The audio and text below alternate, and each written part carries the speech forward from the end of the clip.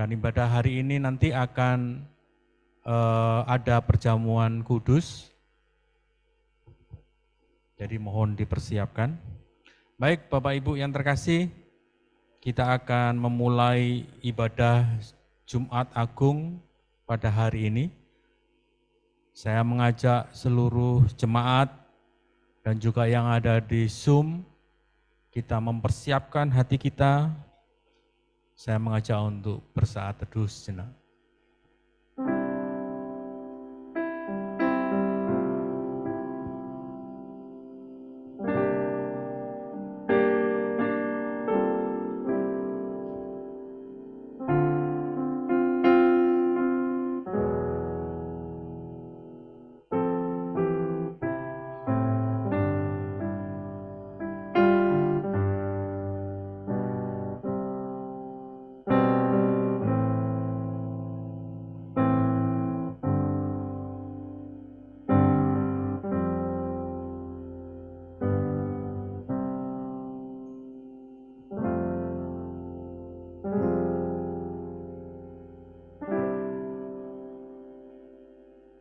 Bapa yang di surga, terpujilah Engkau Allah yang mengasihi kami, yang oleh karena kasih-Mu, hari ini kami menjadi orang yang sudah Tuhan bebaskan dari dosa.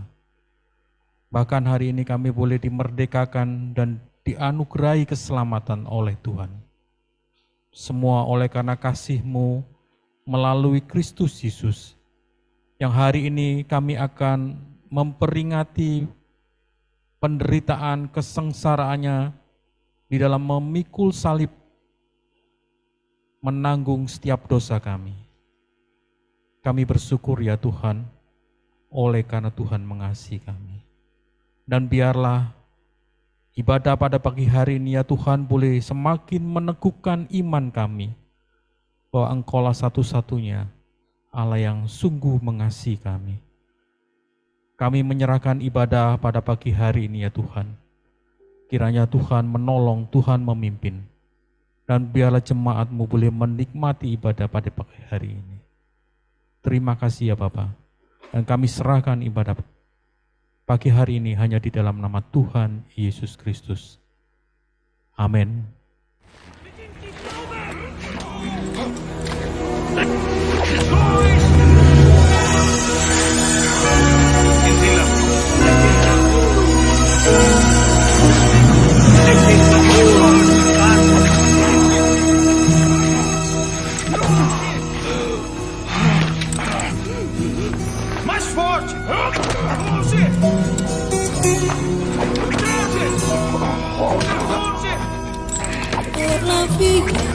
Dolorosa saat di Yerusalem, seorang tak berdosa disalibkan, disiksa, akhirnya dihukum mati di atas Kalvari.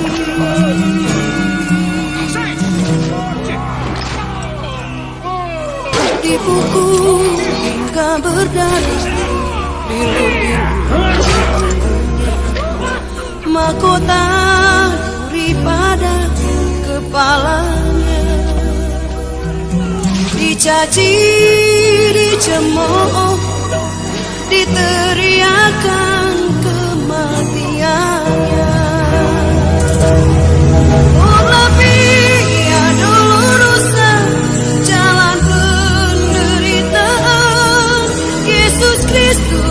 Mesias menanggungnya.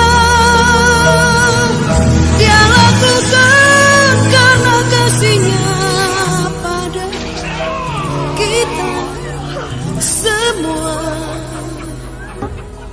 Por la via dolorosa menuju ke Kalvari.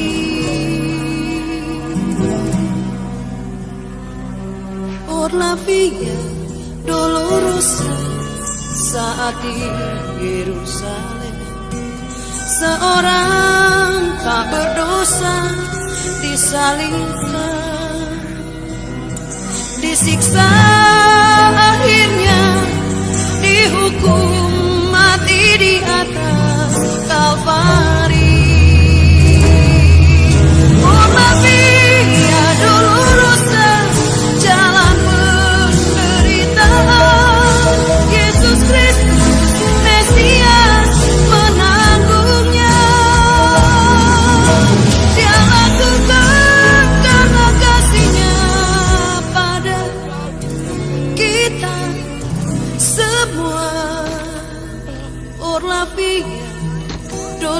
berdosa menuju ke Kalvari. Darahnya menyucikan dosa manusia, dibayar oleh seorang dari Yerusalem. Por la via dolorosa, jalan penderitaan, Yesus Kristus Mesias menanggungnya. Dia lakukan karena kasih-Nya pada kita semua.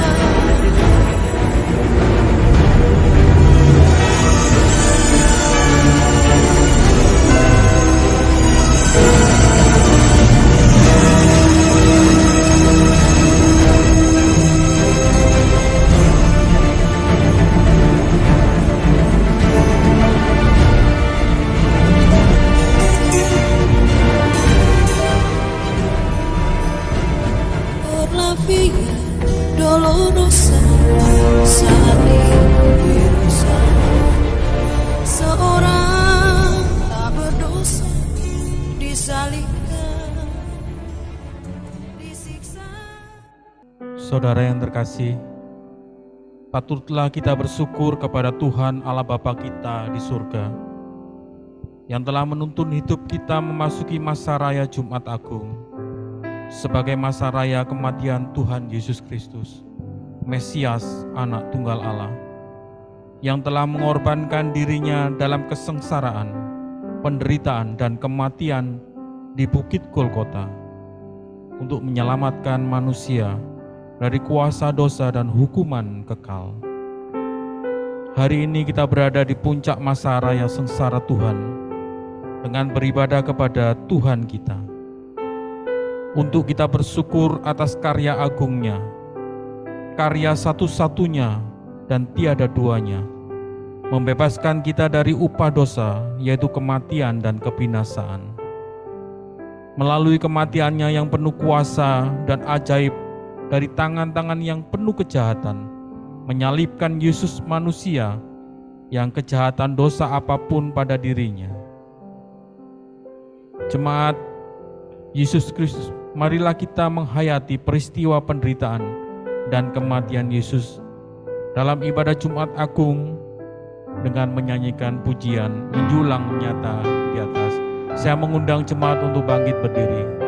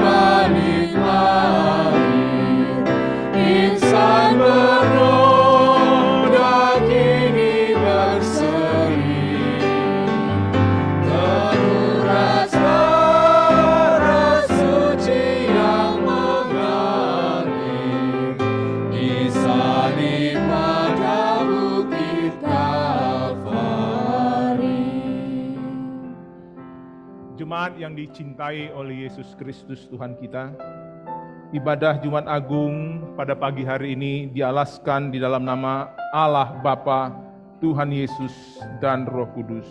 Amin.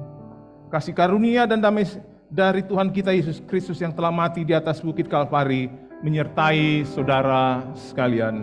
Amin. Juga menyertai saudara. Nas pembimbing kita terambil dari Roma 3:23 sampai 24. Karena semua orang telah berbuat dosa dan telah kehilangan kemuliaan Allah, dan oleh kasih karunia telah dibenarkan dengan cuma-cuma karena penebusan di dalam Kristus Yesus. Jemaat, persilakan.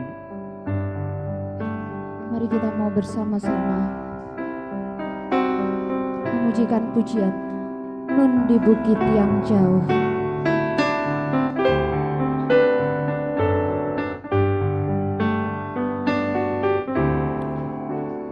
Nun di bukit jauh, tanpa kayu salib, lambang kutuk nestapa celah. Salib itu tempat Tuhan Maha Kudus menebus umat manusia.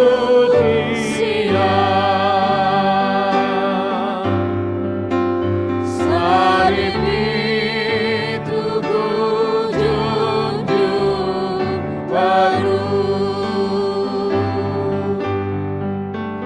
hingga tiba saat ajalku. Salib itu ku rambut teguh dan mahkota kelak milikku. Meski salib itu dicela, Meski salib itu dicela, dicerca, bagiku tiada tandanya. Anak domba kudus masuk dunia gelap, disalib karena dosa dunia. Salib itu ku junjung penuh hingga tiba saat ajalku. Salib itu ku rambut teguh dan mahkota kelak milikku. Jemaat, mari kita merendahkan diri di hadapan Tuhan. Kita mengaku semua salah dan dosa kita. Jemaat Tuhan yang disayangi oleh Tuhan kita Yesus Kristus, marilah kita merendahkan diri di hadapan Allah kita dan mengaku semua salah dan dosa kita kepadanya. ya Tuhan, kami yang berlumur dosa datang kepadamu, mengaku segala pelanggaran dan dosa kami, yang kami lakukan dengan sengaja maupun tidak, bahkan berulang kali kami lakukan. Oleh Roh-Mu yang kudus, kami digelisahkan atas perbuatan dosa kami. Sekarang kami dengan hancur hati datang mohon belas kasih dan pengampunan-Mu. Dengarlah permohonan umat-Mu sekalian, ya Tuhan.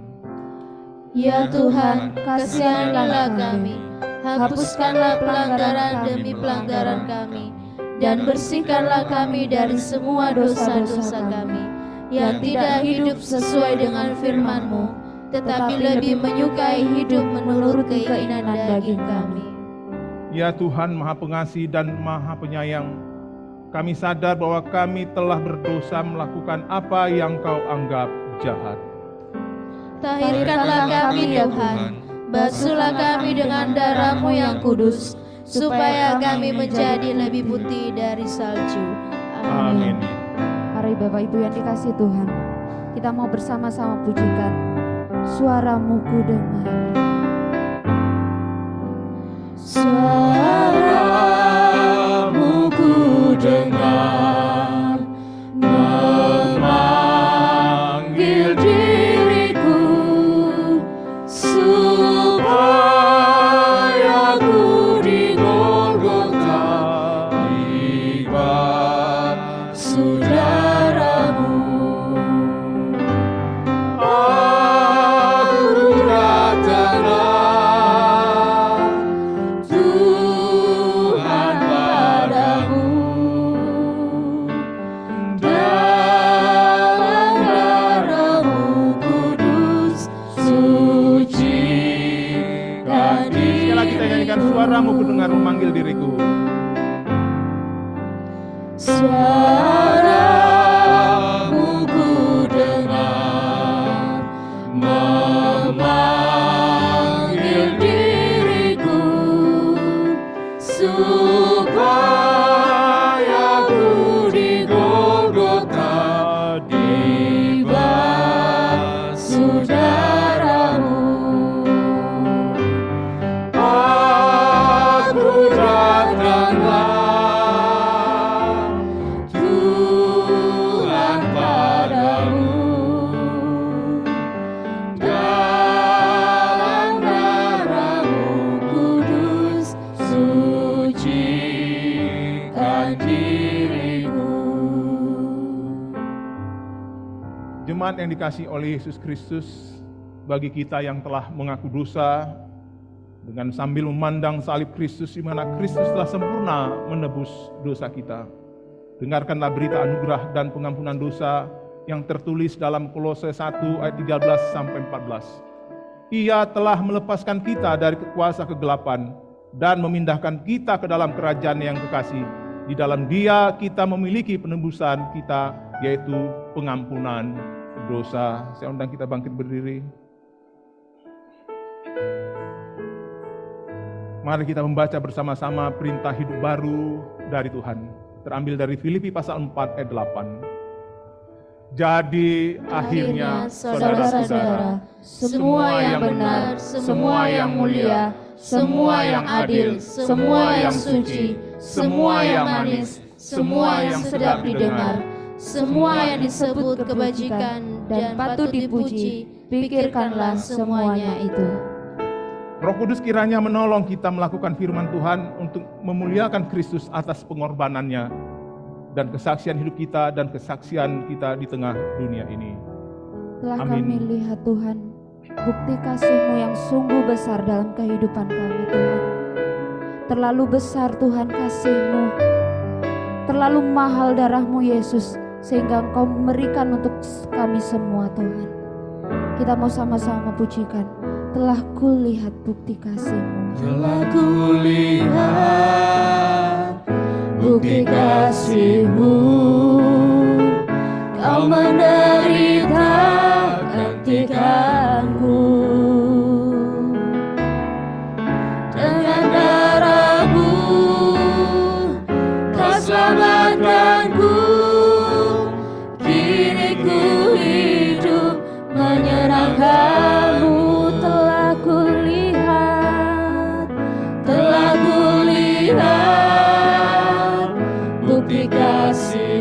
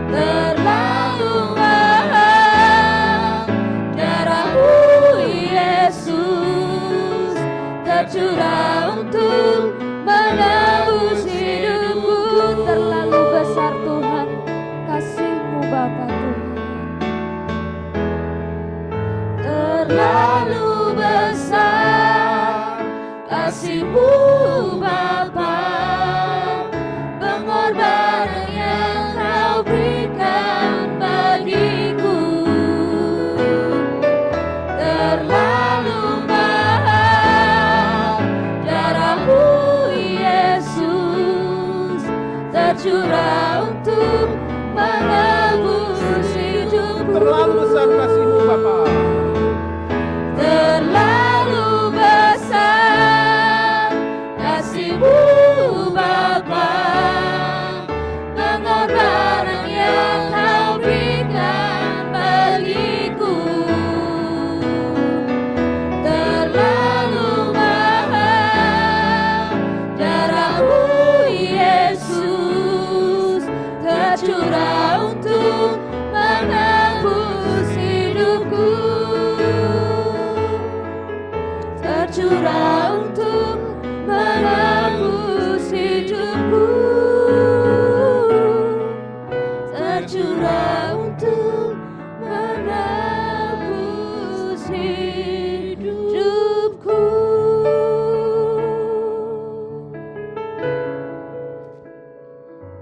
Tidak ada kasih yang lebih besar daripada kasih seorang yang memberikan nyawanya untuk sahabat-sahabatnya.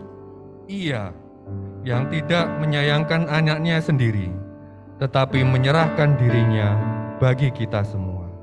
Roma 8 ayat 32. Ia yang telah menyerahkan dirinya bagi kita untuk membebaskan kita dari segala kejahatan dan untuk menguduskan bagi dirinya suatu umat kepunyaannya sendiri yang rajin berbuat baik. Titus 2 ayat 14. Terima kasih Tuhan untuk salib-Mu, sehingga Engkau memberikan nyawa-Mu untuk setiap kami Tuhan. Mahkota duri yang ada di kepala-Mu Tuhan, yang menembus pikiran kami. Terima kasih Yesus.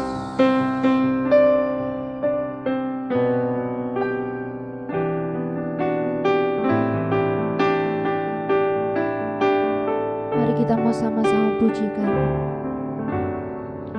Mahkota duri di kepala-Mu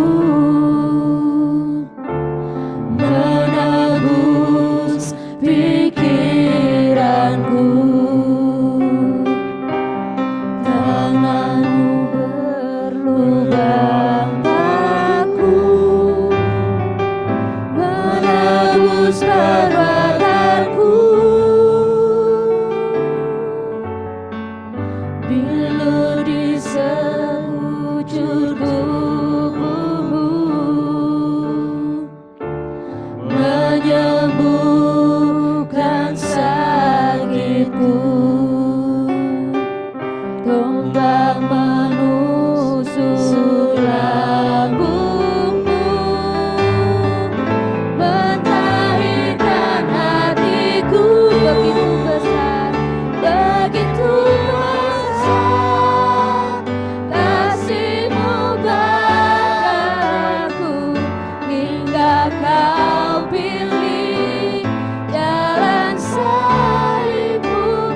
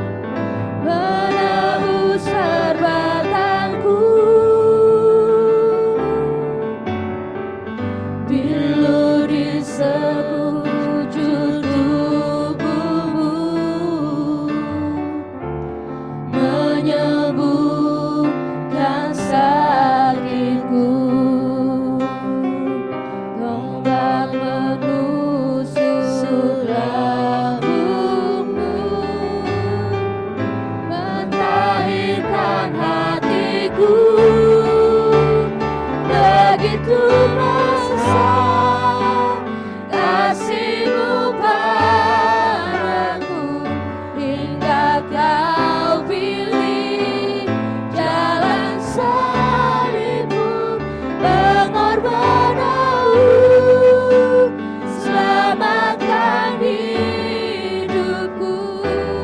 Terima kasih untuk salib-Mu begitu besar, begitu besar kasih-Mu padaku, hingga Kau pilih jalan salib-Mu, pengorbanan-Mu, selamatkan hidupku.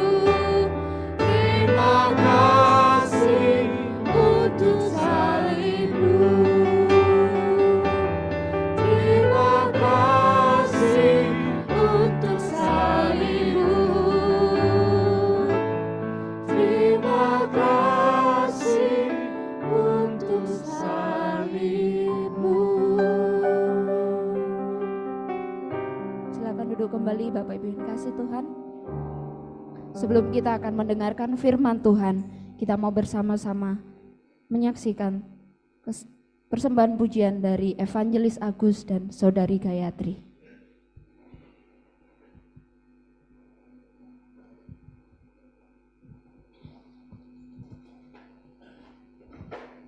Cek, cek.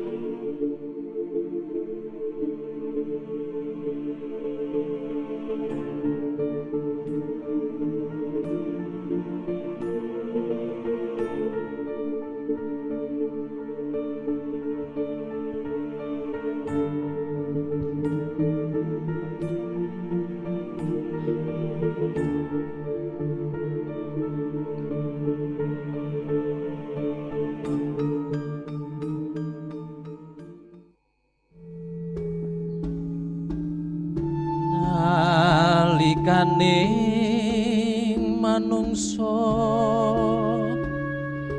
kebak ing dosa, Ketika manusia penuh dengan dosa, dalan peteng dedet ora ana bepadang, jalannya gelap dan tidak ada cahaya. rina wengi tansah wedi lan kuwate, Siang, malam selalu takut dan khawatir. urip rekoso ginawa mati, Penderitaan hidup di bawah sampai mati. manungsa kebak ing dosa, mati jiwa lan raga. Manusia penuh dengan dosa, hancur jiwa dan raganya.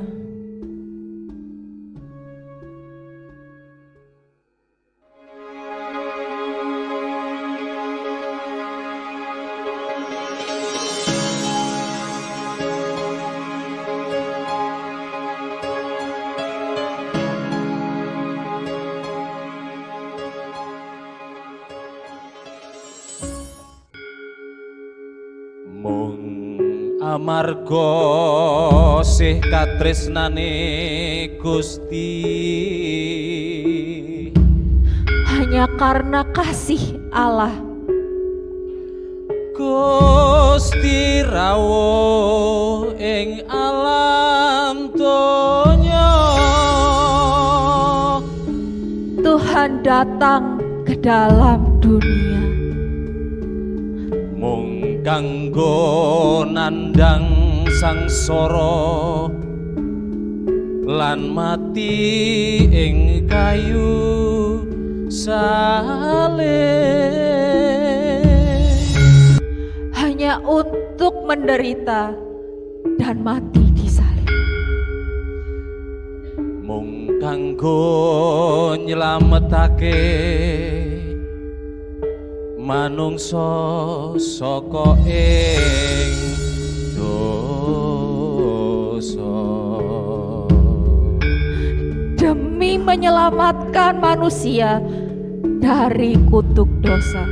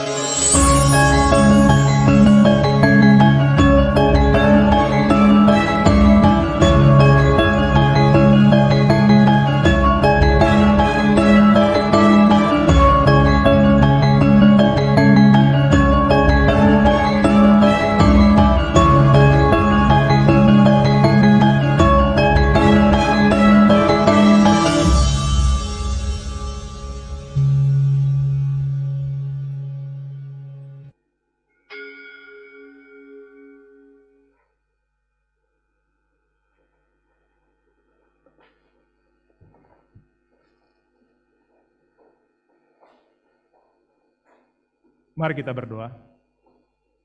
Terpujilah tak terhingga Kristus yang telah menyelamatkan kami dengan Engkau menyediakan diri mati di atas kayu salib. Karena itulah tuntutan keselamatan kami. Engkau harus mati. Dan Engkau melakukannya dengan penuh ketaatan. Karena cintamu kepada kami manusia, umat pilihan-Mu ya Tuhan. Berkatilah kami di dalam merenungkan firman-Mu. Tolonglah hamba-Mu dan semua kami yang mengikutinya. Di dalam nama Yesus firman hidup itu, kami berdoa. Amin.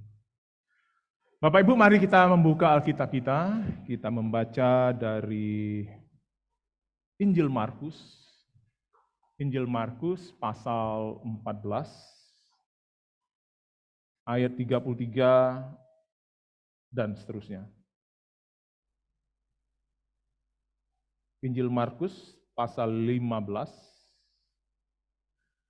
ayat 33 sampai yang keempat.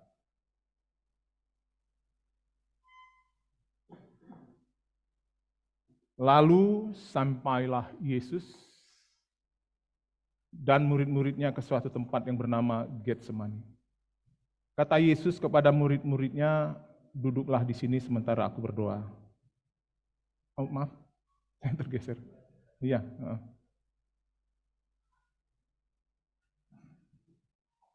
Pada jam 12 kegelapan meliputi seluruh daerah itu dan berlangsung sampai jam 3. Dan pada jam 3 berserulah Yesus dengan suara nyaring, Eloi, Eloi, lama sabachthani, yang berarti, Allahku, Allahku, mengapa engkau meninggalkan aku? Mendengar itu beberapa orang berdiri di situ berkata, lihat ia memanggil Elia. Maka datanglah seorang dengan bunga karang mencelupkannya ke dalam anggur asam, lalu mencucukkannya pada sebatang buluh dan memberi Yesus minum, serta berkata, "Baiklah, kita tunggu dan melihat apakah Elia datang untuk menurunkan dia." Lalu berserulah Yesus dengan suara nyaring dan menyerahkan nyawanya. Ketika itu tabir bait suci terbelah dua dari atas sampai ke bawah. Waktu kepala pasukan yang berdiri berhadapan dengan dia melihat matinya demikian, berkatalah ia, "Sungguh orang ini adalah anak Allah." Demikian jauh pembacaan firman Tuhan. Diberkatilah kita bukan hanya mendengar, tapi lebih daripada itu melakukannya dalam kehidupan kita sehari-hari, sehingga kita menikmati kuasa firman itu bekerja di dalam kehidupan kita. Amin.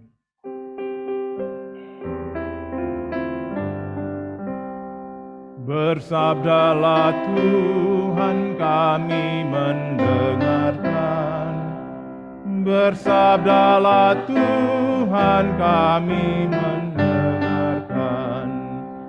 Kuatkanlah kami dan hiburlah kami. Kuatkanlah kami dan hiburlah kami. Ketika saya kecil, sering saya ditanyai, apa cita-citamu? Apa tujuan hidupmu? Saya sejak kecil sudah punya jawaban kalau ditanya seperti itu, yaitu saya mau menjadi hamba Tuhan, menjadi pelayan Tuhan, atau pendeta lah seperti itu. Mungkin Bapak Ibu atau Saudara mengatakan saya mau jadi dokter, psikiater, guru, dan sebagainya ya.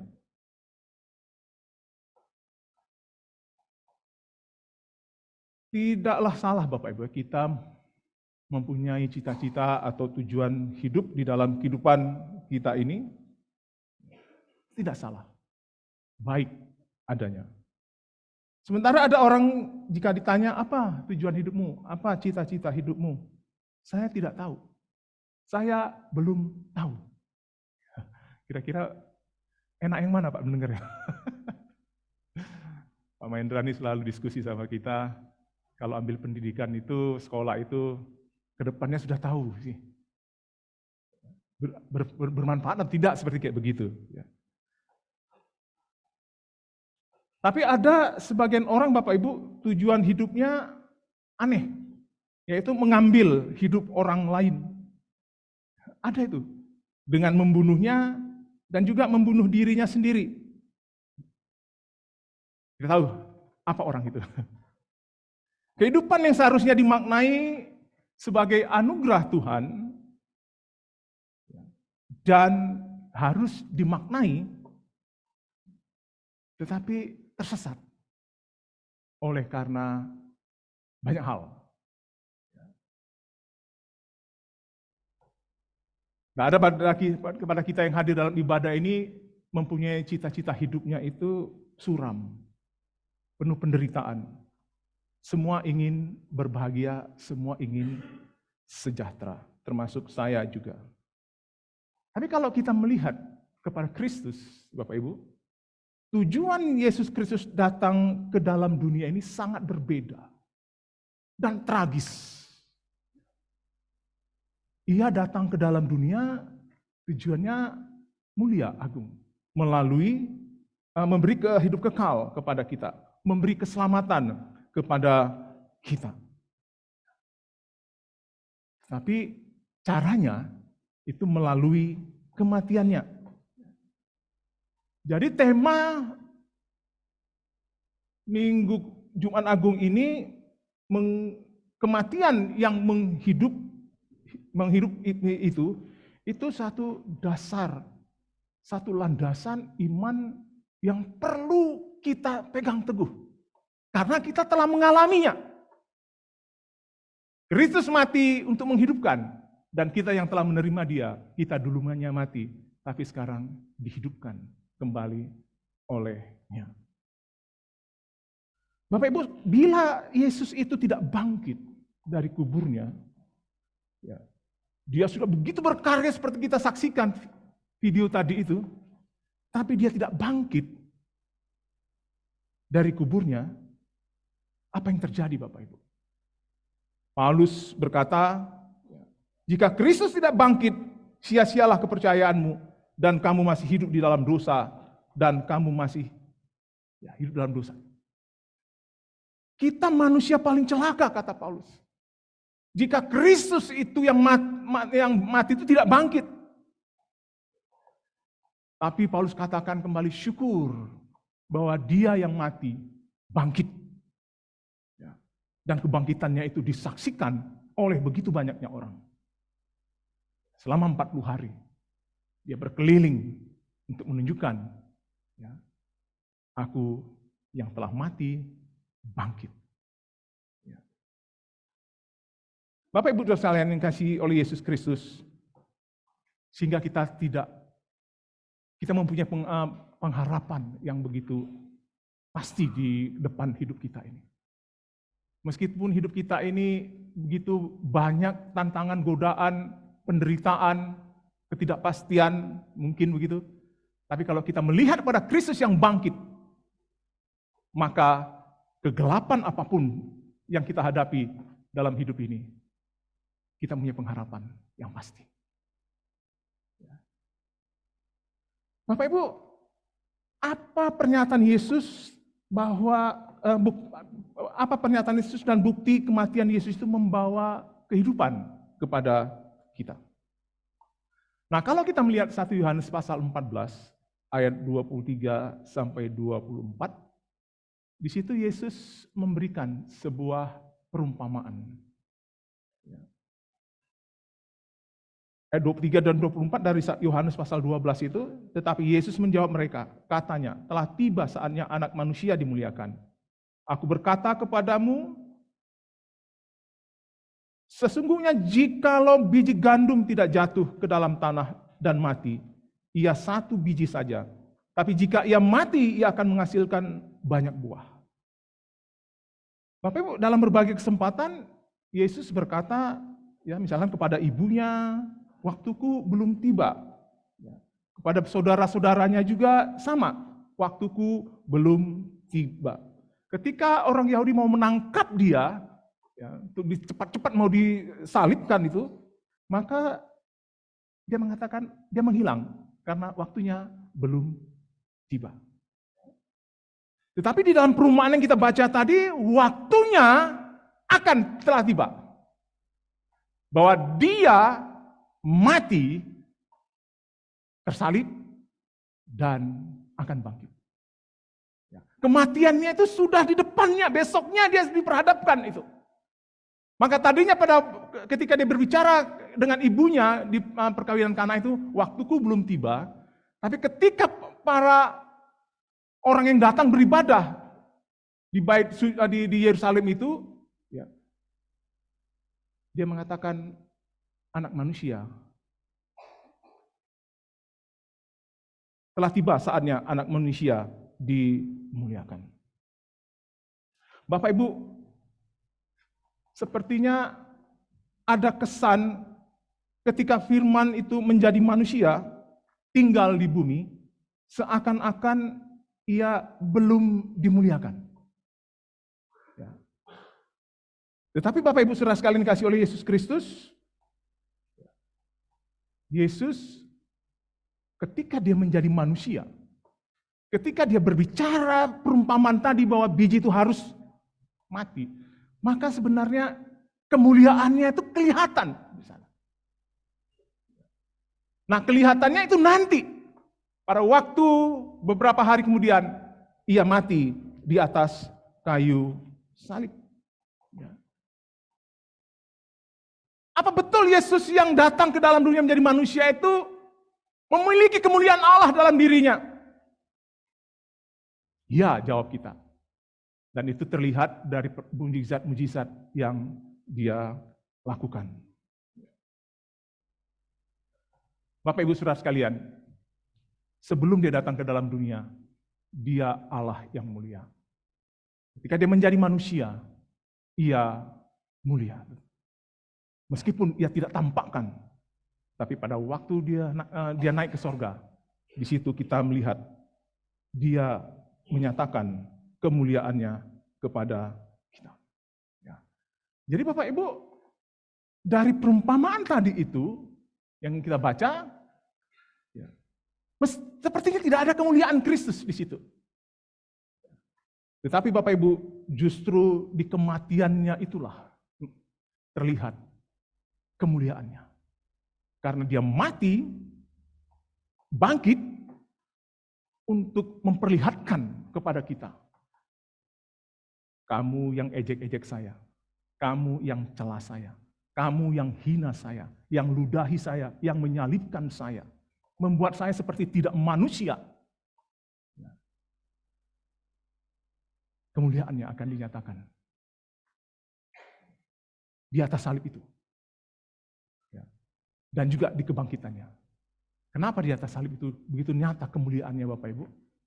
Oleh karena ketika dia menanggung penderitaan dosa kita yang begitu luar biasa itu, tidak ada satu kata pun hujatan.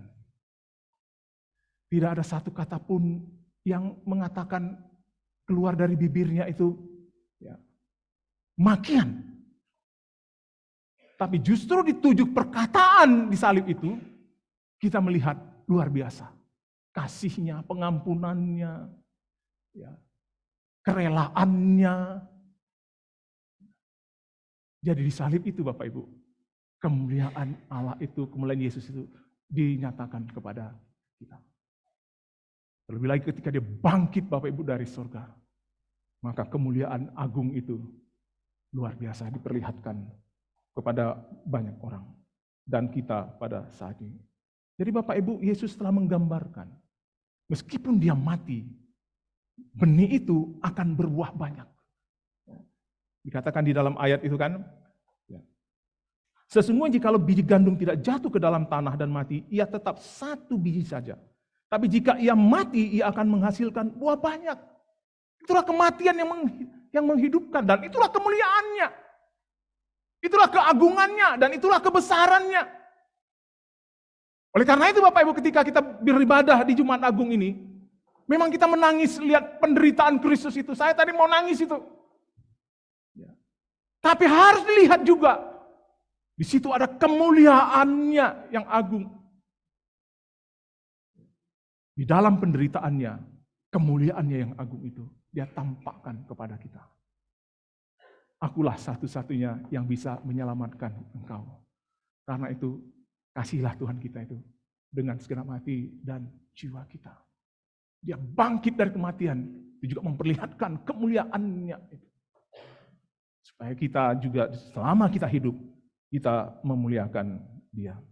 Bapak Ibu saudara sekalian, beberapa ayat ya, apa yang Allah kerjakan melalui kematian Kristus yang menghidupkan itu. Misalkan kita baca Lukas 19 ayat 10. Sebab anak manusia datang untuk mencari dan menyembuhkan yang hilang. Jadi Yesus sudah menyatakan, anak manusia datang mencari dan menyembuhkan yang hilang. Itu kematian yang menghidupkan. Kematian Yesus jelas bermaksud menyelamatkan yang terhilang. Matius 1:21. Engkau menamakan dia Yesus, karena dialah yang akan menyelamatkan umatnya dari dosa. Ini ucapan Yesus juga, bahwa kematiannya itu menghidupkan. Engkau akan menamakan dia Yesus, karena dialah yang akan menyelamatkan umatnya dari dosa. Menyelamatkan ini kematian Bapak Ibu, terlebih dahulu dilakukan. Dia mengorbankan dirinya. 1 Timotius 1:15 berkata, Kristus Yesus datang ke dunia untuk menyelamatkan orang berdosa. Lagi-lagi kematiannya menghidupkan. Di dalam Ibrani 2:14-15, supaya oleh kematiannya ia memusnahkan dia, yaitu iblis yang berkuasa atas maut, dan supaya dengan jalan demikian ia membebaskan aku. Ini lagi sebuah tulisan mengenai kematian Kristus, kematian yang mendatangkan, yang memberi kehidupan kepada kita. Amin Bapak Ibu. Ya. Dia mati dulu untuk menebus dosa kita. Tapi dia tidak mati, dia bangkit lagi, memberi kehidupan. Ya. Apa yang aktual yang telah dicapai dari kematian Yesus Kristus yang menghidupkan itu? Kematian yang menghidupkan itu, apa aktualnya? Ya. Di dalam Ibrani 9, 12-14, kelepasan yang kekal. Kita mengalami kelepasan yang kekal. Bukan hanya sekarang, tapi untuk selama-lamanya. Dan hati nurani kita yang dikuduskan. Itu aktual. Aktual itu artinya betul-betul terjadi. Bukan hoax. Apa yang aktual dari kematian Kristus yang menghidupkan? Dia melepaskan kita. Dan kelepasan itu kekal sifatnya. Dan menyucikan hati nurani kita. Dimurnikan hati nurani kita. Itu betul-betul terjadi. Ya. Amin Bapak Ibu ya.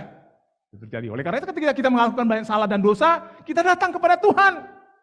Maka Tuhan yang telah mati di atas kayu menganugerahkan darahnya yang mencucikan itu, kita menikmati kembali.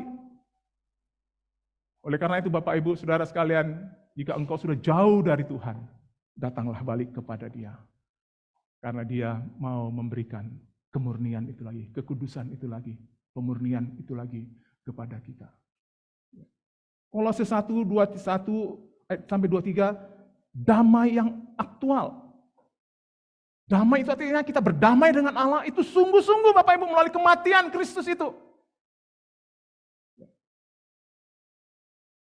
Tidak ada damai kualitasnya kita dapatkan dari dunia ini selain daripada Kristus Yesus Tuhan kita. Ya. Kudus dan tak bercacat di hadapan Allah. Itu aktual. Itu sungguh-sungguh Dia berikan kepada kita melalui kematiannya di atas kayu salib. Bapak Ibu saudara sekalian, bukan hanya itu Bapak Ibu. Kita yang diselamatkan itu dikumpulkan menjadi sebuah gereja, suatu kerajaan, imam-imam bagi Allah. Dan kita menjadi raja di bumi ini. Itu Bapak Ibu berkat kematian Kristus yang menghidupkan itu. Nah, kalau kita melihat di dalam bacaan kita, Markus pasal 15 ayat 33 sampai 41 itu, di situ terlihat sekali bagaimana Kristus yang mati itu memberi kehidupan. Nanti kita akan lihat itu. Ya. Masa Dia mati di atas kayu salib, tapi Dia bisa memberikan kehidupan. Nanti kita lihat. Di dalam Markus 15, 33 sampai 39 yang kita baca tadi itu ya, pada zaman Yesus, korban yang disalib itu sudah biasa menjadi objek siksaan. Bukan hanya Yesus, tapi mereka yang menentang kerajaan pada waktu itu disalib, maka objek siksaannya itu sangat-sangat mengerikan. Penuh penghinaan. Karena berbagai alasan, Bapak Ibu, masyarakat pada waktu itu menikmati kekejian penderitaan daripada orang yang disalib itu. Orang-orang itu menikmati ketika mereka menyaksikan Kristus yang menderita. Bahkan mereka menambahkan penderitaan itu. Oleh karena itu, Yesus diberikan anggur yang asam itu. Supaya mereka menikmati penderitaan Kristus itu. Karena Dia berbeda daripada yang lain.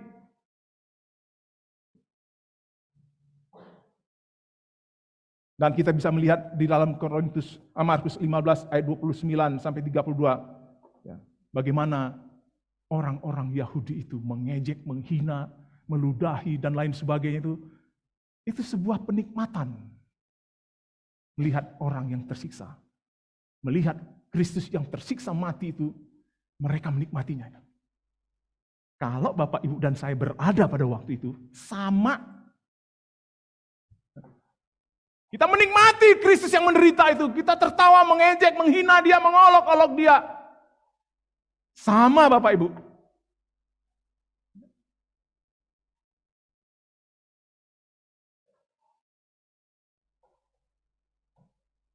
Bahkan juga keluar cemohan, hinaan. Ya. Menuduh Yesus itu mengklaim dirinya Allah, mereka itu sangat-sangat menghinanya. Kalau kamu anak Allah, turunlah kamu dari salib itu.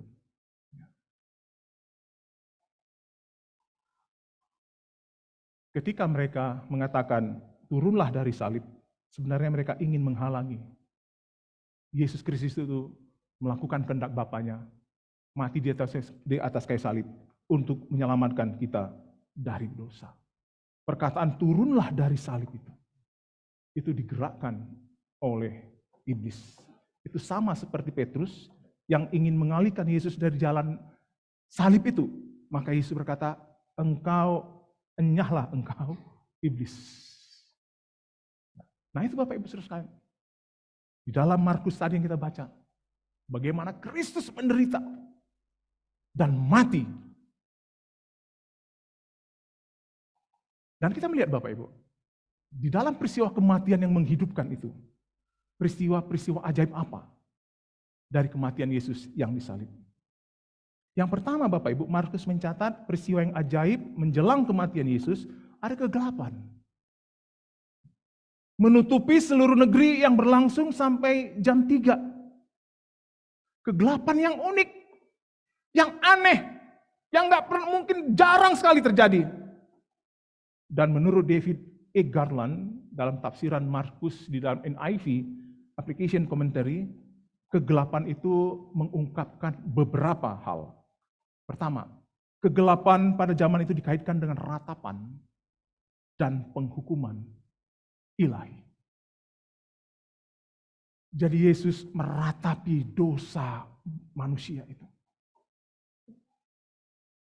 Tidak ada jalan keluar lagi untuk manusia terbebas dari dosa. Itu ratapannya. Dan mengambil alih dosa manusia dengan ia rela untuk dihukum, dengan rela dihakimi, mati di atas kayu salib. Ya. Sebuah ratapan dosa yang mengerikan. Dan Yesus mengambil itu pada dirinya. Dan Allah menjatuhkan hukuman yang mengerikan kepada dirinya. Yesus Tuhan kita menerima penghukuman Allah atas dosa-dosa kita. Gandri dalam tafsiran kitab Markusnya menerangkan, sekarang prediksi Yesus tentang ejekan telah mencapai pemenuhan lengkap. Allah menyembunyikan putranya dari penghujat yang menghina dan mencemooh. Itu artinya kegelapan. Ejekan telah mencapai pemenuhan yang lengkap. Kemudian kegelapan itu Allah menyembunyikan putranya dari penghujat yang menghina dan mencemooh dia.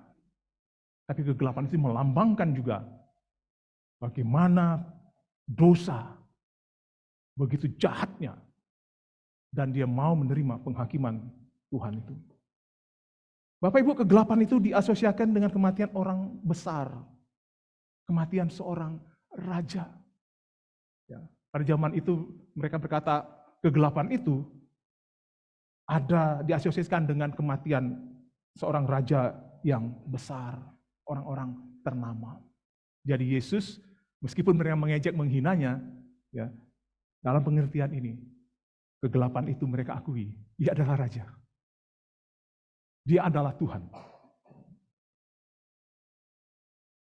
Bapak Ibu Saudara sekalian, yang kedua, apa peristiwa yang ajaib dari kematian Yesus di atas kayu salib yang menghidupkan itu? Dia berkata, Allahku, Allahku, mengapa engkau meninggalkan aku atau melupakan aku? Para pencemooh orang-orang Yahudi pada waktu itu Bapak Ibu, mereka tidak memahami doa Yesus, Allahku, Allahku, mengapa engkau meninggalkan aku? Karena mereka tidak mengerti, maka mereka menghina, mereka mengejeknya, mereka mengira ketika Eli, Eli lama sabachthani, dia memanggil Elia untuk menolong dirinya.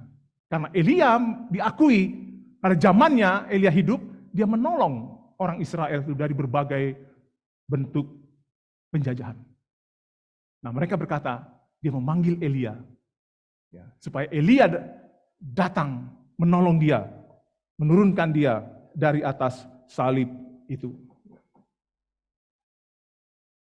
Bapak Ibu Saudara sekalian, oleh karena itu di dalam ayat berikutnya itu dia mengatakan, baiklah kita tunggu dan melihat apakah Elia datang.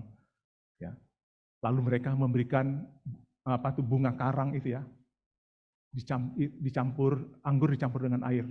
Itu biasanya bukan minuman raja, Bapak Ibu. Raja tidak meminum anggur yang bercampur air ketika Yesus di atas kayu salib. Itu minuman para budak. Itu minuman orang-orang paling di bawah. Itu orang-orang tentara-tentara itu yang menjaga Yesus itu. Orang miskin punya minuman itu. Orang yang punya kerjaan itu. Coba lihat hinanya Tuhan kita itu, Bapak Ibu. Hinanya ke Tuhan kita. Dia itu raja Tuhan, tapi diberi minuman yang tidak layak. Itu dosa. Itu perbuatan iblis itu. Nah, anggur yang murah itu nama latinnya itu Posca. Minuman para budak tentara yang menjaga salib Yesus. Bukan minuman anggur raja. Nah, kenapa diberi? Supaya menambah energi Yesus. Diperlambat kematiannya itu Bapak Ibu. Sampai mereka melihat apakah memang benar Elia itu datang menolong dia. Ini ledekan Bapak Ibu. Ini guyonan yang biadab. Di tengah-tengah keadaan Yesus sangat menderita tergantung di atas salib. Ya. Tapi mereka mengejeknya itu. Apakah Elia datang? Dan mereka menunggu apakah memang Elia datang. Sambil mereka memberikan minuman anggur bercampur air itu Bapak Ibu. Ya. Kalau kita hadir di situ, kita melakukannya juga. Ya. Puji Tuhan, kita nggak hadir di situ. Eli lama sabatani. Ya Pak, mereka salah mengerti kata Eli di situ. Nah, ketika Yesus masuk dalam kematiannya, ya di atas kayu salib itu Bapak Ibu, dia mengalami kesepian yang luar biasa. Dia dikhianati, ditinggalkan, disangkal oleh pengikutnya. Dia ditolak oleh umatnya sendiri, bahkan menyeru kepada Yesus, salibkan dia, salibkan dia. Kemudian dia dicemooh, dipukuli, diludahi. Yesus Bapak Ibu menghadapi siksaan, menghadapi dia begitu dipermalukan.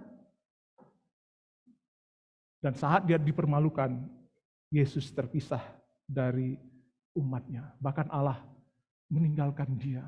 Allahku, Allahku, mengapa engkau meninggalkan aku? Pada saat aku begitu menanggung malu, menanggung hinaan, menanggung derita. Allahku, Allahku, mengapa engkau meninggalkan aku? Tapi Bapak Ibu, Allah tidak pernah meninggalkan Yesus. Dia selalu melihat anaknya itu. Selama 3 hari dia memang harus terpisah. Tapi sebenarnya menurut nafsir, salah kalau kita mengatakan Allah itu terpisah untuk selama-lamanya. Tidak. Tapi kita juga melihat di sini Bapak Ibu, belajar ketika penderitaan itu datang, maka Yesus itu tidak pernah meninggalkan persekutuan dengan Bapaknya. Meskipun dia tahu Bapaknya akan meninggalkan dia karena dosa. Allah yang kudus itu tidak bisa berdekatan dengan dosa yang ditanggung oleh Yesus. Tapi Yesus itu tetap datang kepadanya. Allahku, Allahku. Oh Bapak Ibu, mari kita yang punya pergumulan yang tidak seperti Yesus. Ketika kita bergumul dalam hidup ini, maka jangan jauhkan diri daripada Kristus. Engkau hancur, engkau binasa. Engkau disesatkan oleh pikiran dan perasaanmu. Karena begitu pengalaman saya juga ketika ada persoalan-persoalan dalam hidup datang kepada saya, kedagingan saya ini ya sering negatif. Sering berkata tidak. Sering curiga. Sering negatif lah kepada orang lain. Tapi pada waktu saya itu mempunyai pergumulan persoalan, saya mencurahkan hati saya kepada Tuhan. Saya datang kepada Tuhan. Saya baca firman. Berbeda pikiran saya melihat persoalan hidup itu. Saya melihat itu pembentukan Tuhan. Ternyata mengapa dia mengizinkan. Dia melatih iman saya. Dia melatih bahwa apakah aku ini benar-benar Yesusmu itu, Tuhanmu itu. Dan Yesus mengajar itu. Ketika dia mengalami begitu luar biasa siksaan. Allahku, Allahku, mengapa engkau meninggalkan aku? Sebuah persekutuan. Dia menikmati persekutuan dengan Bapaknya. Ketika ia menderita. Mari Bapak Ibu, engkau yang punya pergumulan dan persoalan, datang kepada Kristus. Curahkan isi hatimu kepada Kristus.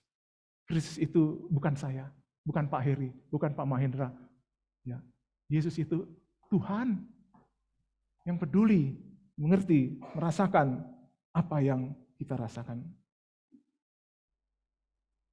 Ketiga Bapak Ibu, apa yang ajaib dari kematian Yesus yang menghidupkan itu? Ayat 37, ia menyerahkan nyawanya. Menurut saya itu sebuah keajaiban. Kalau menurut Bapak Ibu gimana? Keajaiban. Dia menyerahkan nyawanya karena dia mengasihi Bapak Ibu dan saya. Dia mengorbankan nyawanya itu. Dia membayar harga dosa itu dengan nyawanya Bapak Ibu. Itu sebuah keajaiban. Untuk saya. Karena kalau dia tidak melakukan itu, saya tidak mengalami keajaiban Tuhan. Saya dihidupkan kembali dari dosa yang mematikan itu. Bapak Ibu, menurut umumnya orang-orang yang disalib menghabiskan jam-jam terakhir mereka dalam kelelahan total atau tidak sadarkan diri sebelum meninggal. Tapi Tuhan kita Yesus, meskipun sangat tersiksa dan lemah, tetap dia sadar, dia tidak pingsan, dia tidak kolaps. Dia mampu berbicara dengan suara sebagai seorang pemenang. Tuhan, aku serahkan nyawaku. Itu pemenang. Kalau orang lain melihat itu kekalahan.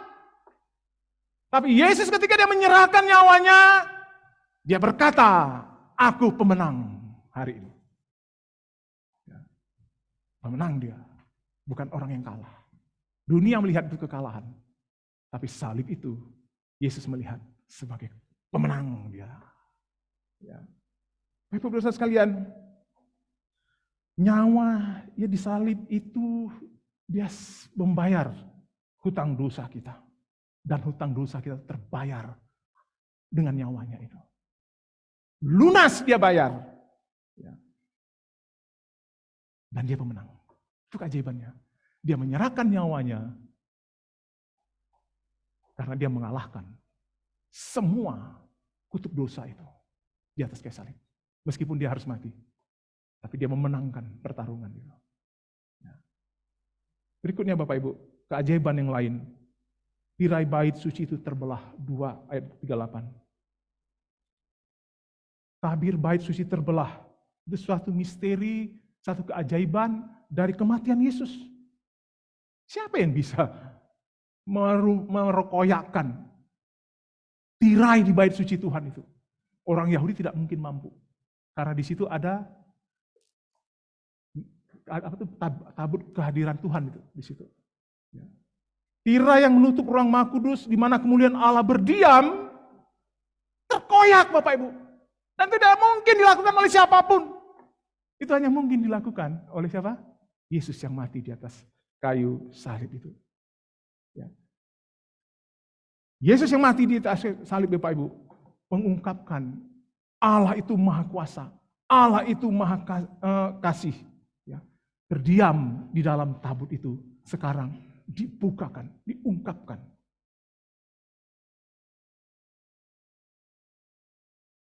Dan Bapak Ibu, dengan dia merobek, ya, dia membuka, merobek, menghindari, menjauhkan pembatas umat untuk datang kepada Allah.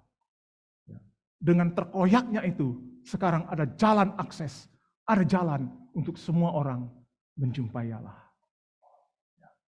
Tadinya sangat susah. Imam agung pun juga, imam besar pun juga 1 kali setahun.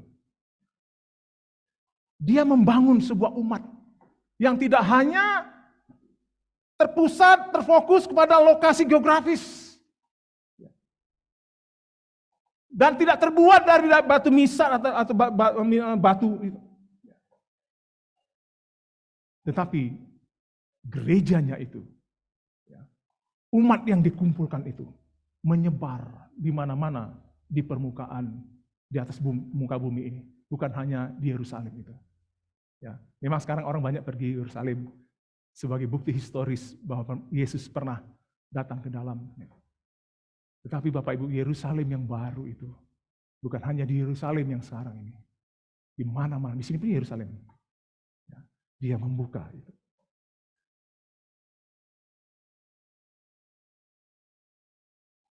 Nah, ini Bapak Ibu yang terakhir.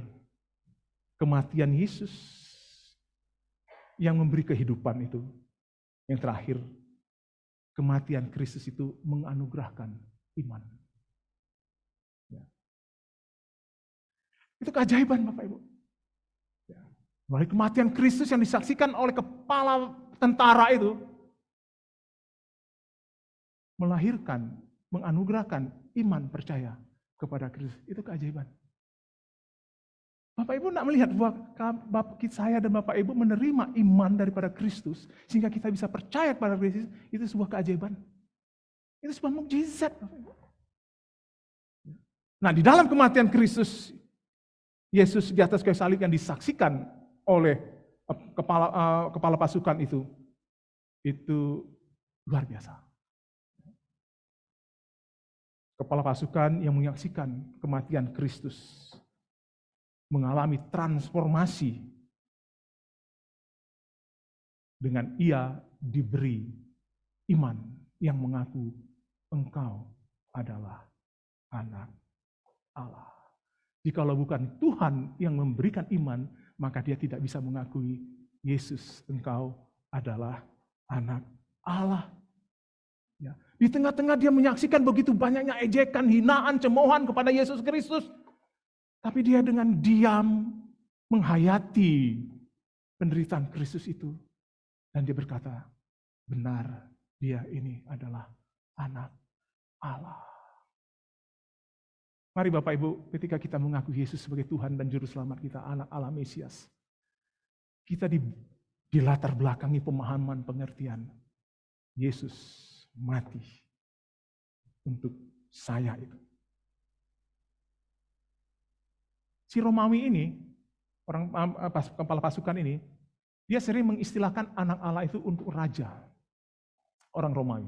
Karena raja di zaman itu dianggap dewa, dianggap Tuhan. Bapak Ibu tahu risikonya enggak? Ketika dia mengaku Yesus itu adalah anak Allah, maka dia menyamakan Yesus itu dengan raja. Dan risikonya dia mengalami kematian dan hukuman yang sangat berat. Tapi dia berani menanggung itu. Karena dia melihat sesungguhnya raja di atas segala raja, yaitu anak Allah itu sendiri. Dan dia melihat bagaimana dia ingin menyelamatkan umat berdosa itu melalui penderitaan demi penderitaan. Melalui penyaliban. Sungguh orang ini adalah anak Allah. Keajaiban. Kematian yang menghidupkan. Membuat orang yang mati kembali kepada Tuhan melalui iman daripada Kristus yang mati di atas kayu salib. Bapak Ibu, satu-satunya kematian yang berbuahkan kehidupan bagi orang lain adalah kematian Kristus. Di luar itu tidak ada. Ya, oleh karena itu Bapak Ibu tolong anak-anaknya dikasih tahu yang masih remaja-remaja. Ya. Jangan oleh karena ganteng, jangan oleh karena punya status sosial yang baik dan lain sebagainya itu, ya. Akhirnya mereka meninggalkan Kristus. Karena satu-satunya kematian yang berbuahkan kehidupan bagi orang lain adalah kematian Kristus. Dan tidak ada di dalam agama-agama, ya, Tuhannya itu mati. Menggantikan kita, memberi kehidupan kepada kita, tidak ada. Semua tokoh-tokohnya mati dan tidak bangkit lagi. Mati untuk selamanya. Nanti Yesus bangkitkan pun juga mereka itu. Dan mereka harus berhadapan dengan tahta pengadilan daripada Tuhan kita. Kematian Kristus dan kebangkitannya, Bapak Ibu sekali lagi, dasar dari kehidupan kita. Dasar pengharapan kita. Dasar pelayanan kita. Dasar kasih kita kepada sesama. Dasar kita melayani Tuhan. Kiranya oleh kematian Yesus Kristus, kita dibimbing kepada kehidupan yang sesungguhnya. Tanyakan kepada diri kita masing-masing, apakah saya sudah memiliki makna hidup ini sesungguhnya di dalam Kristus Yesus? Kalau kita sudah mendapatkan makna bahwa kehidupan kita itu di dalam Kristus, saya mengajak kita semua, ayo mencintai Tuhan dengan segenap hati dan jiwa saya. Buktinya, saya mengajak Bapak Ibu, mari melayani di tempat ini. Mari kita kobar-kobarkan karunia-karunia Tuhan di dalam hidup kita. Bapak Ibu, hendaknya kebanggaan kita kepada gereja ini sungguh menjadi kebanggaan yang prioritas di dalam hidup kita ini. Kita mau membangun gereja ini berdasarkan kematian Kristus dan kebangkitan Kristus. Mari kita saksikan itu. Tuhan memberkati kita. Amin.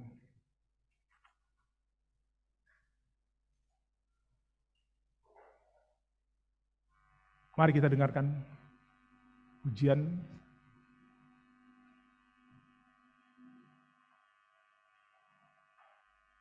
Amin. Oh, oke. Silakan Pak Agus dengan Yosua ya.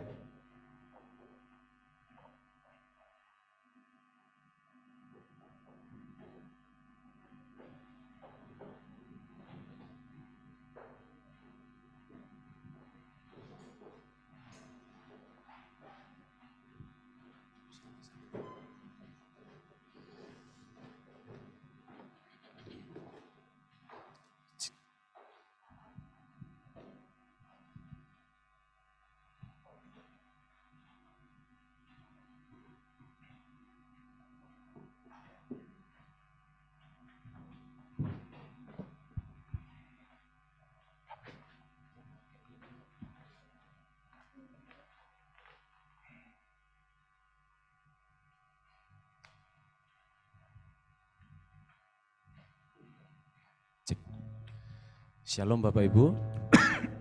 Iya, mari kita meresponi firman Tuhan.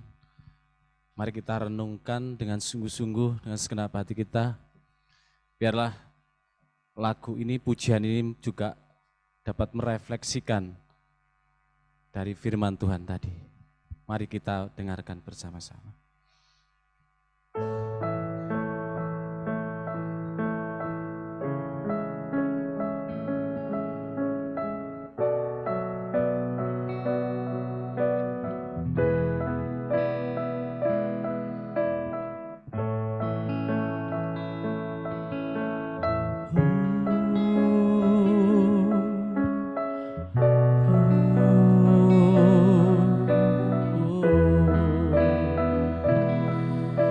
Salibmu, Yesusku, cermin kasih karuniamu, Kau yang mulia jadi hina hingga ku dimuliakan. Kau kaya jadi miskin hingga ku diperkaya. Kau memahkotai hidupku dengan murahan-Mu. Mari dengan sungguh-sungguh katakan, salibmu, Yesusku, cermin kasih karuniamu, Kau yang mulia jadi hina hingga ku dimuliakan. Kau kaya jadi miskin, hingga ku diperkaya. Kau memahkotai hidupku dengan kemurahan-Mu. Mengapa Tuhan memilihku? Ku tidak layak. Terima rahmat-Mu, hanya oleh anugerah-Mu Kau telah selamatkanku. Layakkan sekarang Tuhan, layakkan sekarang Tuhan, layakkan sekarang Tuhan. Ku mau melayani-Mu.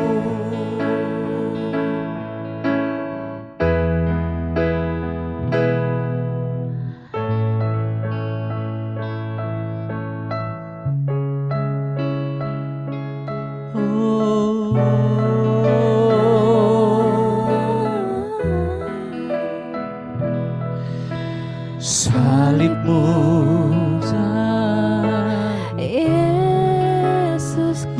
Yesusku, cermin kasih karunia-Mu. Kau yang mulia jadi hina, hingga ku dimuliakan. Kau kaya jadi miskin, hingga ku diperkaya. Kau memahkotai hidupku dengan kemurahan-Mu. Mengapa Tuhan memilihku? Ku tidak layak.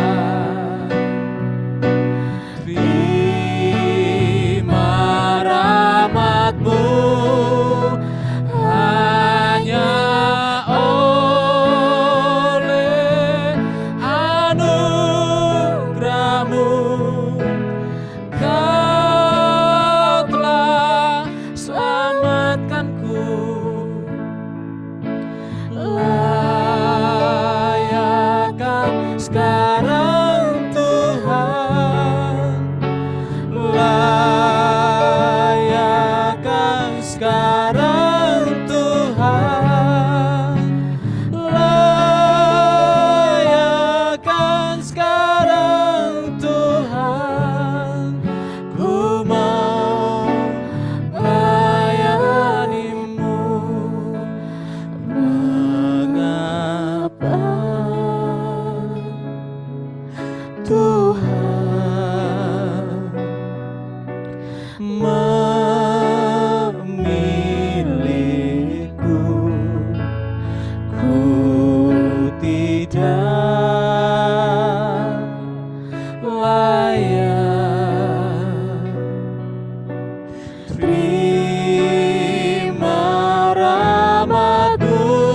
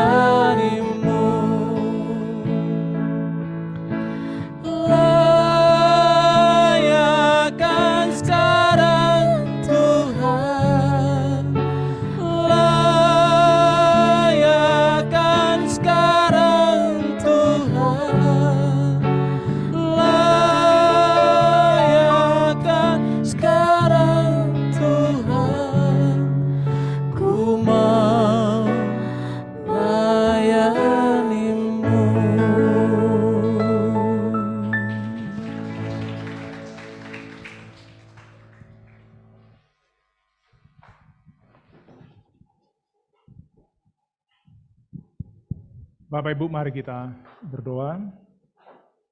Saya mengajak kita berdoa bersama Bapak Ibu.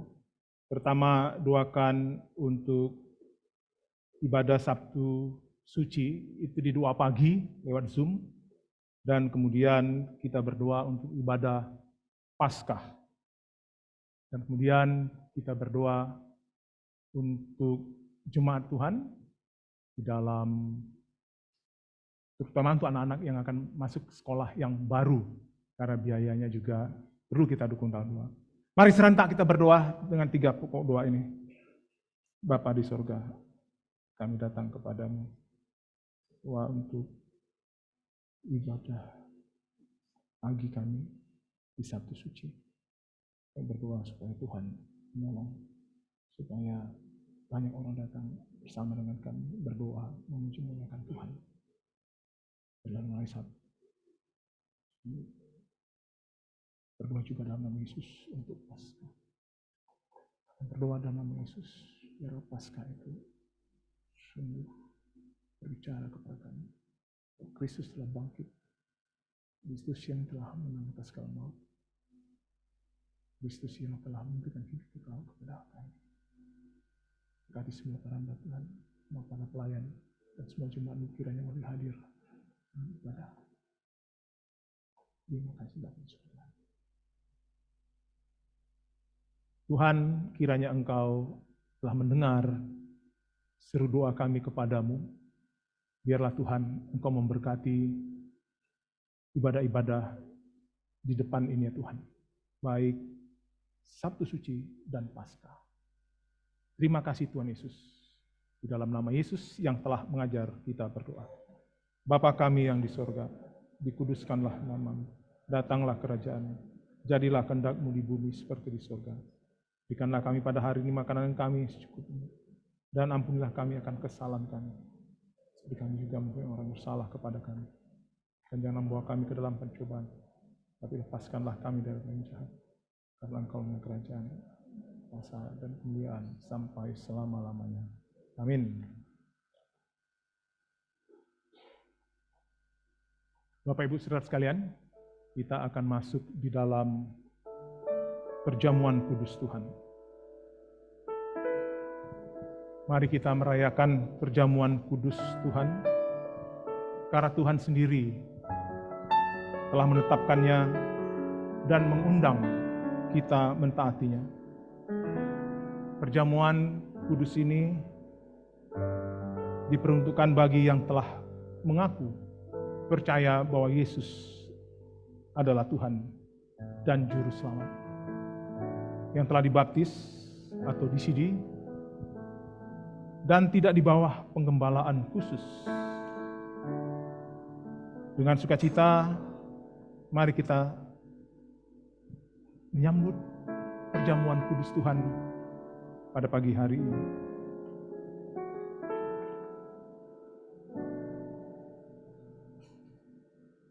Dalam perjamuan kudus, kita yakin bahwa Roh Kudus telah dicurahkan atas kita. Sehingga dengan iman kita mengalami, menikmati kehadirannya. Ketika kita mengambil perjamuan kudus ini, kiranya Roh Kudus menolong kita. Sehingga kita memahami bahwa kita telah dipersatukan oleh Kristus menjadi satu tubuh, satu roh, dan menjadi persembahan yang hidup. Kristus yang pada waktu malam ia diserahkan mengambil roti, memecah-mecahkannya, lalu memberikannya kepada murid-muridnya dan berkata, ambillah, makanlah, inilah tubuhku. Kemudian Yesus mengambil cawan, mengucap syukur, lalu memberikan kepada mereka dan berkata, minumlah kamu semua dari cawan ini. Sebab inilah darahku dan darah perjanjian yang ditumpahkan bagi orang untuk pengampunan dosa-dosa. Mari setiap kali kita melakukan makan roti dan minum cawan sebagai peringatan akan Tuhan Yesus yang mati, tersalib, menyelamatkan kita. Mari kita berdoa. Bapa, kami akan menerima roti dan anggur sebagai lambang daripada Kristus yang telah mati, bangkit, memberikan kehidupan kekal-Mu di dalam kehidupan kami ini. Ketika kami menerimanya ya Tuhan, biarlah hati kami memandang kepada Kristus yang tersalib, mati karena cintanya kepada kami. Dalam nama Yesus kami berdoa. Amin.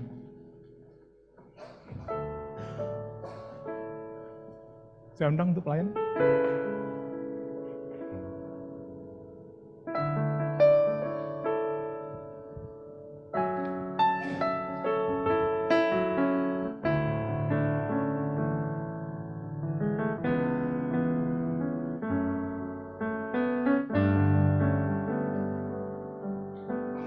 Roti yang dipecah-pecahkan ini adalah lambang tubuh Kristus yang dipecah-pecahkan untuk keselamatan kita. Anggur yang tertuang ini lambang daripada darah Kristus yang menyucikan dan mengampuni dosa kita. Ambil dan bawalah.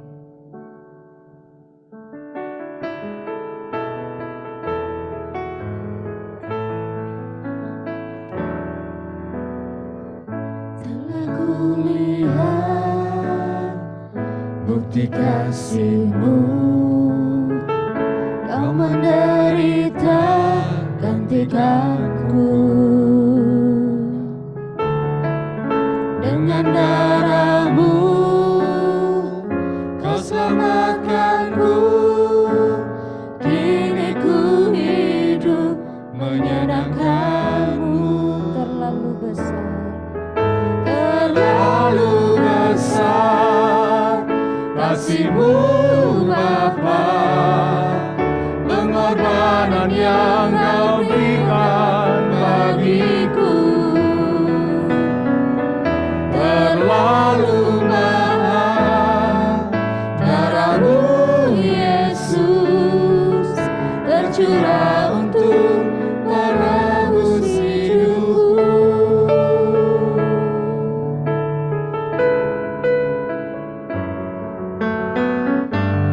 Saudara yang sudah menerima roti di dalam hati, berdoa kepada Tuhan, ungkapkan rasa syukur cintamu kepada Tuhan.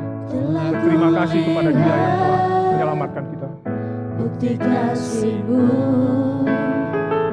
Kau menderita gantikanku.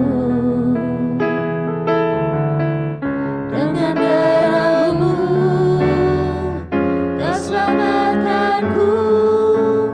Kini ku hidup menyenangkan-Mu. Terlalu besar, Kasih-Mu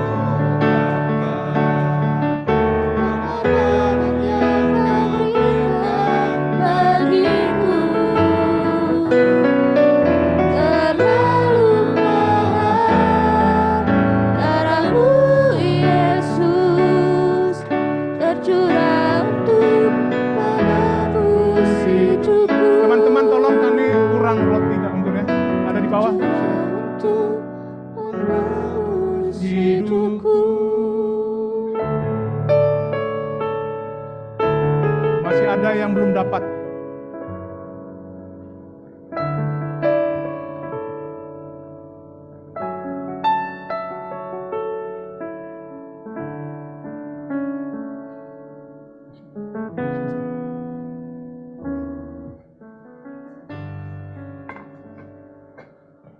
Semua sudah mendapatkannya? Saya undang kita bangkit berdiri.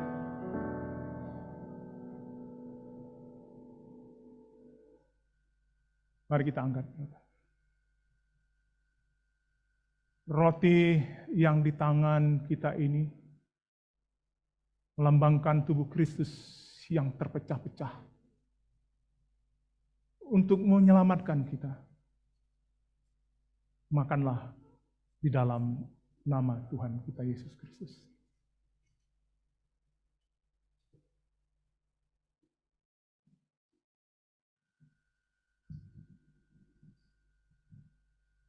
Mari kita angkat. Anggur yang di tangan kita ini adalah lambang daripada darah Kristus yang tercurah, menebus dan menyucikan dosa kita. Mari kita minumnya di dalam nama Tuhan kita Yesus Kristus.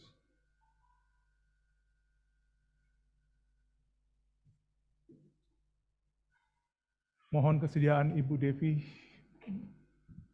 berdoa mengucap syukur kepada Tuhan.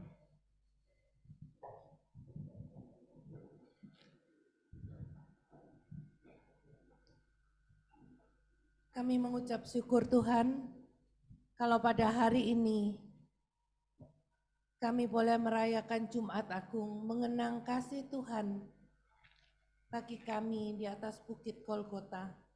Engkau disalibkan, mati untuk menyelamatkan kami. Dan terima kasih pada pagi hari ini kami boleh melakukan perjamuan kudus dan kami boleh menikmati anugerah Tuhan, keselamatan yang dari Tuhan, juga damai sejahtera karena persekutuan dengan Tuhan dan sesama Tuhan pulihkan. Terima kasih Bapa, kami mengucap syukur hanya di dalam nama Tuhan Yesus. Amin. Mari kita salam kiri kanan bahwa kita adalah bersaudara di dalam Kristus Yesus Tuhan kita. Setelah itu silakan duduk. Kasih.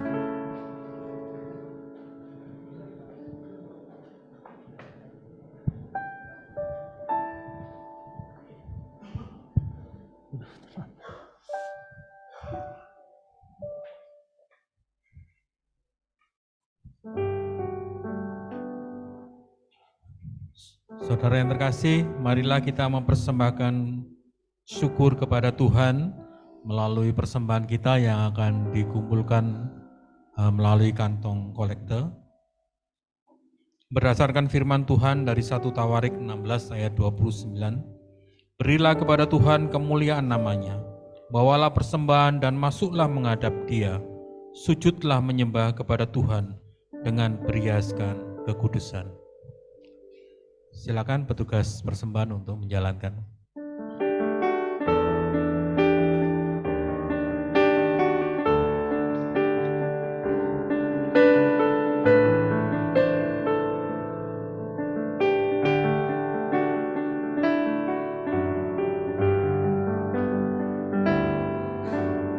Hanya kasih-Mu Bapa,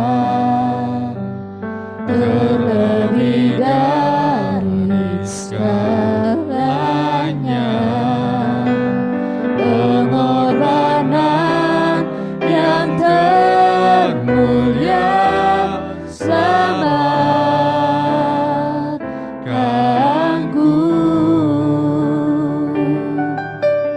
dengan darah yang tercurah. Ampuniku atas dosa, ku bersujud kepadamu, oh Yesus.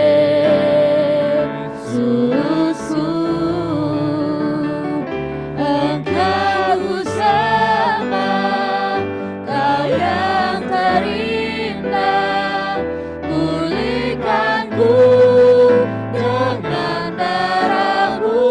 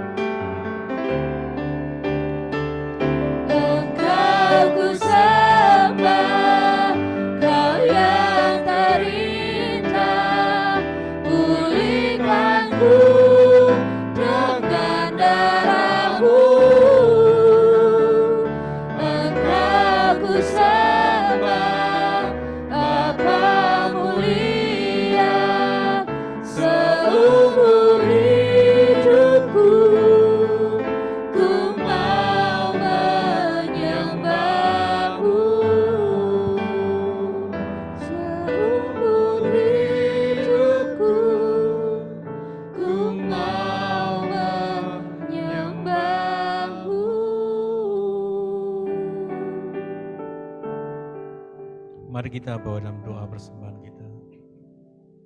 Bapa di surga, sekali lagi kami mengucap syukur ya Tuhan untuk setiap berkat yang Tuhan sudah limpahkan di dalam hidup kami. Dan pada saat ini ya Tuhan, kami mengambil sebagian untuk kami persembahkan di hadapan Tuhan. Tuhan, kiranya Engkau menyucikan, menguduskan persembahan kami. Dan biarlah melalui persembahan ini, banyak pekerjaan Tuhan ditopang melaluinya.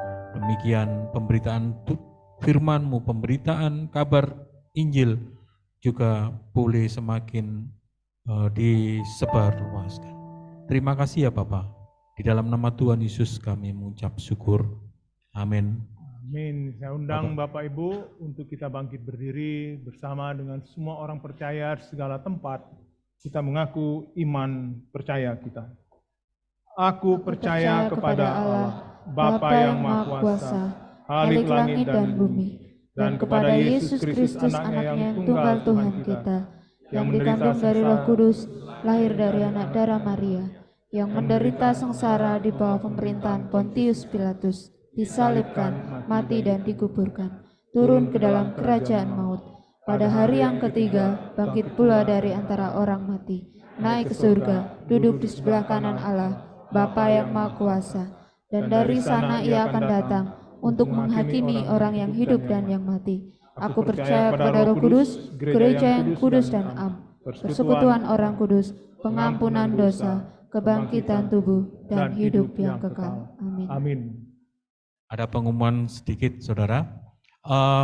Setelah ibadah selesai, Bapak Ibu nanti akan dibagikan amplop persembahan syukur hari ini di depan.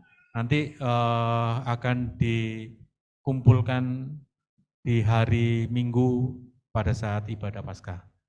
Jadi Bapak Ibu nanti akan dibagikan satu orang satu atau satu keluarga satu nanti setelah ibadah selesai. Terima kasih. Mari kita memuji memuliakan Tuhan.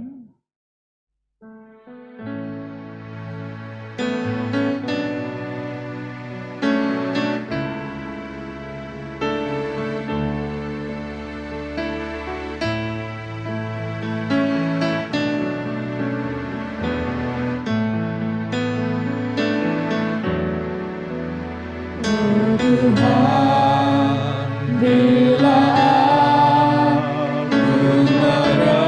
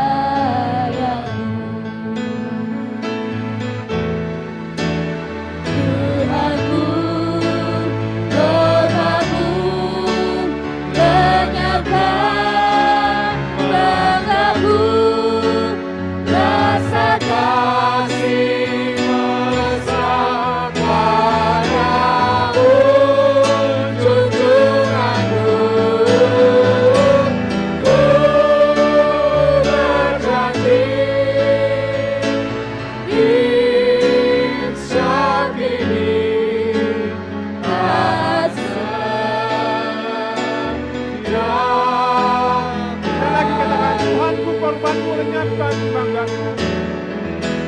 Tuhanku, korbanmu lenyapkan banggaku, rasa kasih masa padaku, junjunganku.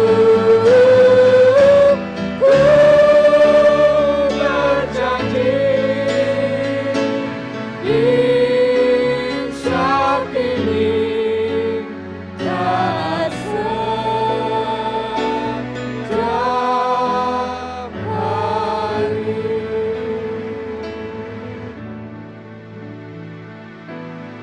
Terima kasih Tuhan untuk korban-Mu di atas kayu salib yang membuat kami boleh menjadi anak-anak-Mu.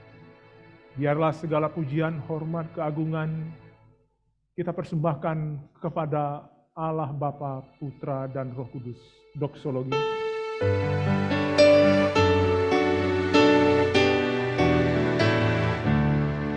Puji Allah, Bapa, Putra, puji Allah, Roh Kudus, ketiganya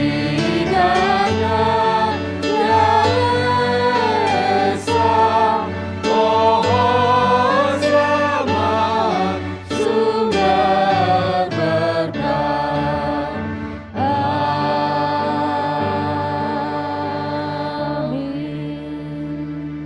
Jemaat, pulanglah ke tempat masing-masing dan beritakanlah bahwa Yesus adalah Tuhan dan Juru Selamat yang telah mati untuk semua orang. Dan itu menjadi kabar baik kita kepada semua orang yang kita jumpai.